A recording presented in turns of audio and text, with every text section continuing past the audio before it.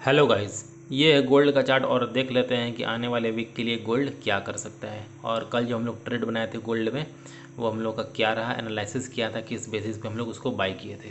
तो गोल्ड के चार्ट को समझ लेते हैं। पहले हम लोग जब यहाँ मार्केट ब्रेकडाउन दे दिया था तो हम लोग का यहाँ बाइंग का प्लान था, और हम लोग जो प्राइस एक्शन का एक्सपेक्टेड कर रहे थे यहाँ पे, ऐसा कर रहे थे कि यहाँ 3650 का राउंड नंबर, जैसा कि आप देख सकते हैं यहाँ 3650 का राउंड नंबर था। तो हम लोग एक्सपेक्ट कर रहे थे यहाँ से कुछ रेजिस्टेंस ले, कुछ सेलर को इनवाइट करे और मार्केट फिर ब्रेकआउट दे, लेकिन मार्केट कंटिन्यू भाग रहा था। तो इससे एक बात समझ में आ रहा था कि मार्केट यहाँ से ज़्यादा ऊपर नहीं जाने वाला, क्योंकि अगर सेलर आएगा नहीं तो फिर मार्केट को लिक्विडिटी मिलेगा कैसे। और इस तरीके के बाइंग के बाद जब मार्केट रिट्रेसमेंट करेगा तो बाकी लोग भी बाई करेगा, तो फिर मार्केट ज़्यादा ऊपर वहाँ से जा नहीं पाएगा।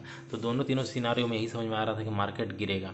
तो मार्केट गिरेगा तो हम लोग बाइंग को अवॉइड किए, बाइंग किए नहीं। बाइंग फिर हम लोग कब किए, जब मार्केट इस फास्ट सेलिंग के साथ मार्केट जब यहाँ होल्ड करने लगा, तब हम लोग को ये समझ में आया कि अब जो हम लोग सोच रहे थे, क्योंकि एक फास्ट मोमेंटम के साथ जो भी पहले बाई करने जा चाह रहे थे, उन लोगों का साइकोलॉजी चेंज किया गया, क्योंकि वो लोग का जो भी इस फास्ट मोमेंटम पे बाई करना है फोमो में, सबका फास्ट कैंडल के साथ ट्रेडिंग के स्टॉप लॉस हिट कर दिया गया। सब लोग का स्टॉप लॉस हिट हुआ तो सब लोग का साइकोलॉजी चेंज हुआ। सो जो भी बाई करने आ रहे थे वो लोग सेल में कन्वर्ट हो गया, क्योंकि मार्केट ब्रेकडाउन भी दे दिया था, कैंडल भी फास्ट था, और 50 राउंड नंबर का ब्रेकडाउन करके मार्केट होल्ड भी किया 7-8 घंटा यहाँ। तो जो भी बाई करने आ रहे थे उन सबको मार्केट निकाल चुका था, फिर दोबारा यहाँ भी निकाला, फिर एक बार रेड कैंडल बना के यहाँ भी निकाला। तो बहुत मार्केट क्लियर कर चुका था, तो इसलिए हम लोग यहाँ बाई का प्लान बनाया था। स्टॉप लॉस हम लोग का था इस कैंडल के नीचे इधर 3630 के आसपास। फिर मार्केट क्या किया, जो हम लोग प्राइस एक्शन खोज रहे थे कि रेजिस्टेंस पे जाए कुछ सेलिंग दिखाए, रेजिस्टेंस पे जाए कुछ सेलिंग दिखाए, कुछ सेलर को एक्टिवेट करे, और यहाँ पे सेलिंग था ही। तो इस मोमेंटम और इस मोमेंटम के साथ और 50 का रेजिस्टेंस लेने के बाद मार्केट में सिर्फ सेलर ही आते। तो यहाँ से हम लोग का एक बाइंग अपॉर्चुनिटी दिखा, इसलिए हम लोग बाइंग किया, और प्रॉफिट का टारगेट हम लोग को इसके आसपास मिला। हम लोग यहाँ बुक कर लिए थे क्योंकि टाइम बहुत ज़्यादा हो गया था, रात हो गया था, और फ्राइडे भी था, तो हम लोग होल्ड करके नहीं जाना चाहते थे।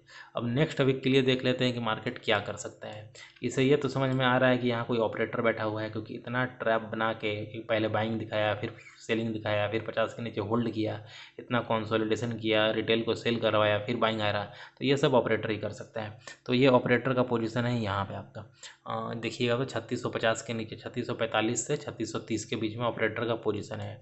तो अगर यहाँ से अगर आप फिबो ड्रॉ कीजिएगा तो आपका लगभग जो 61% आएगा वही 3650 के नीचे ही आएगा आसपास आपका।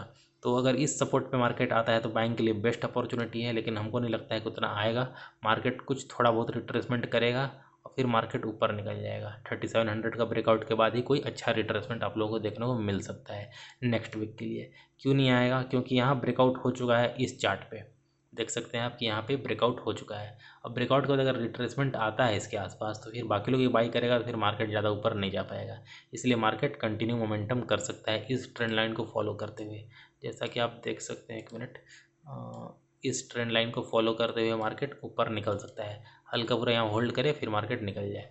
ये वाला पैटर्न हम लोग को समझ में आ रहा है अभी गोल्ड में, क्योंकि ज़्यादा रिट्रेसमेंट आना नहीं चाहिए। और रिट्रेसमेंट अगर आता है तो मिनिमम आपका ये लो कटेगा, ये लो काटने के बाद हो सकता है इधर से बाइंग आए, लगभग इस एरिया से आप देख सकते हैं। आपका लेवल ये है 3660 के आसपास, 60-65 के आसपास बाइंग आ सकता है। नेक्स्ट वीक के लिए हम लोग का यही प्लानिंग है। तो देखते हैं नेक्स्ट वीक में क्या होता है। जो भी ट्रेड बनेगा हम अपडेट कर देंगे अपने इंस्टा ID पे। Thanks for watching.